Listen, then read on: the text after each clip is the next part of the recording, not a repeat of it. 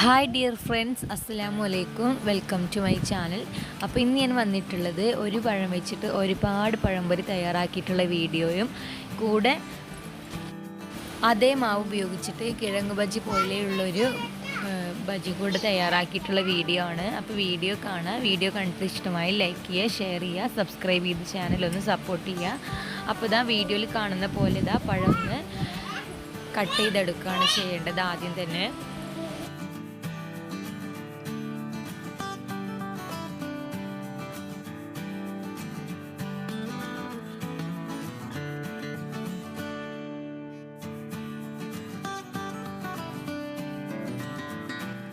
അങ്ങനെ ഇപ്പോൾ ഇതാ പഴമൊക്കെ കട്ട് ചെയ്ത് മാറ്റി വെച്ചിട്ടുണ്ട്. ഇനി നമുക്ക് ബാറ്റർ തയ്യാറാക്കാം. അതിലേക്ക് വേണ്ടിയിട്ടുള്ള മൈദപ്പൊടിയാണ് എടുക്കുന്നത്. അപ്പോൾ അളവൊന്നുമില്ല, നിങ്ങൾക്ക് ഇഷ്ടമുള്ള അത്ര അളവ്.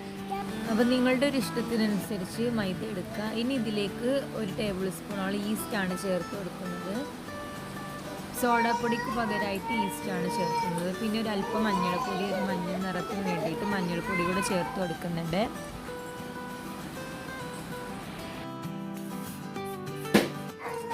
ഇനി ഇതിലേക്ക് ആവശ്യത്തിനുള്ള വെള്ളം കൂടെ ചേർത്ത് കൊടുത്ത് മാവൊന്ന് റെഡിയാക്കി എടുക്കുകയാണ് ചെയ്യേണ്ടത്.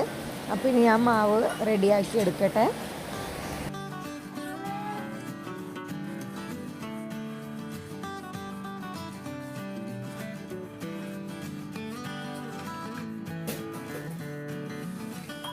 ഇപ്പം മാവൊക്കെ റെഡിയാക്കി മാറ്റി വെച്ചിട്ടുണ്ട്.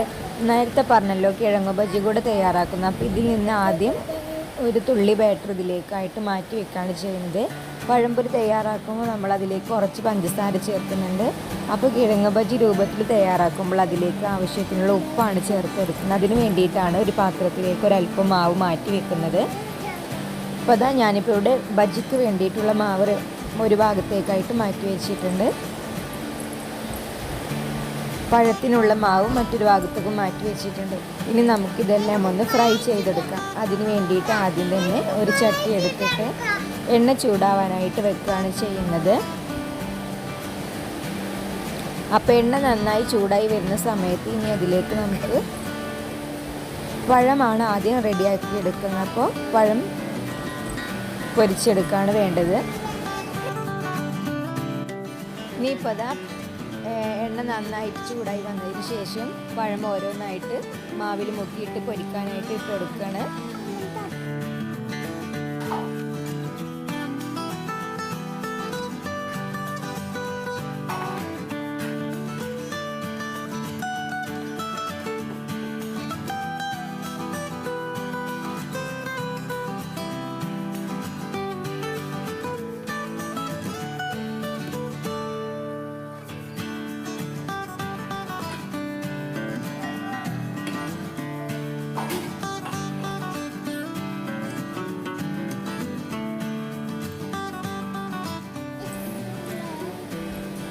അപ്പോൾ ഇതാ ആദ്യത്തെ ബാച്ച് ഇവിടെ റെഡി ആയിട്ടുണ്ട്. അപ്പോൾ ഇനി എല്ലാവരും അങ്ങനെ ഫ്രൈ ചെയ്തെടുക്കുകയാണ് വേണ്ടത്.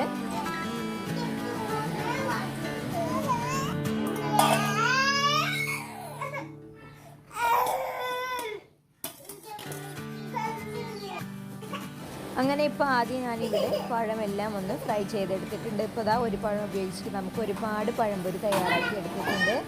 നേരത്തെ മാറ്റി വെച്ചിട്ടുള്ള മാവ് ഉപയോഗിച്ചിട്ട് നമുക്ക് കിഴങ്ങ് ബജ്ജി പോലത്തെ ഉള്ള ഒരു ബജ്ജി ടൈപ്പിലാണ് ചെയ്തെടുക്കുന്നത്. അപ്പോൾ ഇതിന് ബജ്ജി എന്ന് പറയുന്നത് എനിക്കറിയില്ല, അതാണ് ഞാൻ ബജ്ജി പോലെ എന്ന് പറയുന്നത്. അപ്പോൾ അതും നല്ലോണം എണ്ണ ചൂടായി വന്നതിന് ശേഷം അതിലേക്കായിട്ട് ഇട്ട് കൊടുക്കണം. അങ്ങനെ ഇപ്പോൾ ബജ്ജിയും റെഡിയാക്കി എടുത്തിട്ടുണ്ട്. അപ്പോൾ നിങ്ങൾക്ക് ഈ വീഡിയോ ഇഷ്ടമായിട്ടുണ്ടെങ്കിൽ ഇത്തരത്തിലൊന്ന് ട്രൈ ചെയ്ത് നോക്കുക.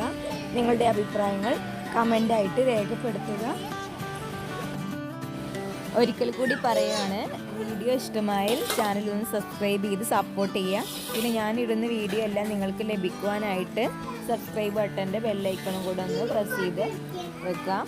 അപ്പോൾ ഓക്കെ ഫ്രണ്ട്സ്, ബൈ.